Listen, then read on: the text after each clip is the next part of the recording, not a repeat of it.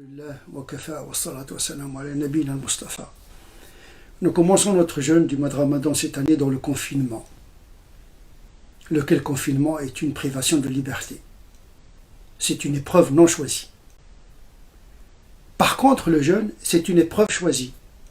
C'est une liberté de privation. Choisir de ne pas manger, de ne pas boire, de ne pas avoir une jouissance sexuelle depuis l'aube jusqu'au coucher du soleil, c'est une liberté de privation. Mais en même temps, c'est une libération, parce qu'il libère le musulman de ses désirs excessifs en matière de consommation.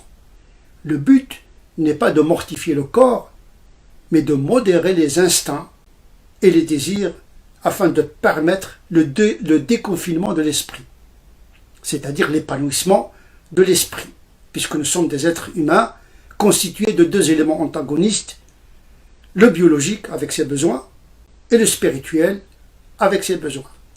Plus on nourrit le corps, plus l'esprit s'affaiblit et vice-versa, disent les mystiques. Donc il faut trouver le juste équilibre. Le but du jeûne du mois de Ramadan, c'est de permettre aux musulmans de trouver son point d'équilibre afin de modérer ses instincts, faire triompher l'esprit sur le corps, libérer l'esprit du poids du corps. Mais bien sûr, il faut prendre en considération les limites du corps. Il ne s'agit pas de mortifier le corps pour permettre une quelconque expérience spirituelle qui pourrait se répercuter négativement sur l'esprit, puisque l'esprit dépend du corps d'une certaine manière. Donc il y a une intrication entre l'esprit et le corps, mais à un moment donné, il faut donner une chance à l'esprit de vivre épanoui par rapport au poids de la consommation sous lequel nous vivons de plus en plus dans nos sociétés de consommation. Et donc, nous vivons deux épreuves. Une épreuve non choisie, celle du confinement, qui nous prive d'une certaine liberté, mais paradoxalement, nous vivons une épreuve choisie. Nous choisissons librement de nous priver de la nourriture pour nous libérer de nous-mêmes d'une certaine manière. Et c'est à chaque musulman de trouver son juste équilibre. Comment permettre à notre esprit de goûter à autre chose que les jouissances du corps. Bien sûr, l'islam est une religion de modération et d'équilibre. Le musulman imite les anges la journée et retrouve sa nature humaine le soir. Mais il ne s'agit pas de rattraper le soir ce qu'on a manqué la journée, sinon le jeûne n'aurait aucun sens. Et donc, comment vivre dans le confinement une expérience de liberté et de libération? C'est de là dont il s'agit dans les circonstances que nous vivons aujourd'hui dans le confinement.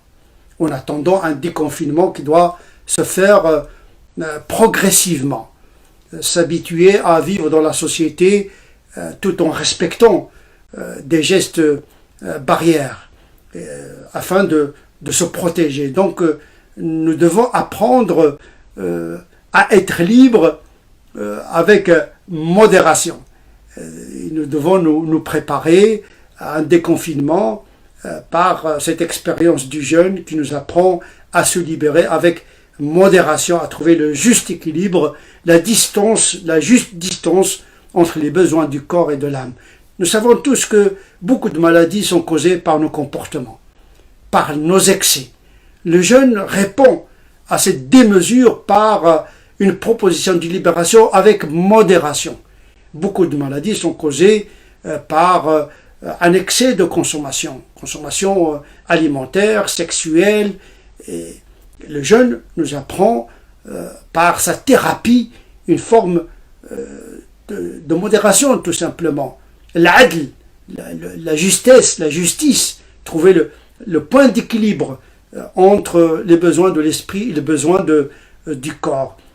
Donc il ne faudrait pas oublier ce sens du jeûne dans le confinement qui ne durera pas tout le temps. Heureusement, il faut apprendre aujourd'hui à vivre cette expérience du jeûne dans ces circonstances qui sont difficiles pour beaucoup de musulmans, qui ne travaillent pas, qui sont dans la promiscuité, dans les appartements. Et donc, il faut échapper à ce piège de la tension que certains musulmans pourraient vivre dans ce moment difficile.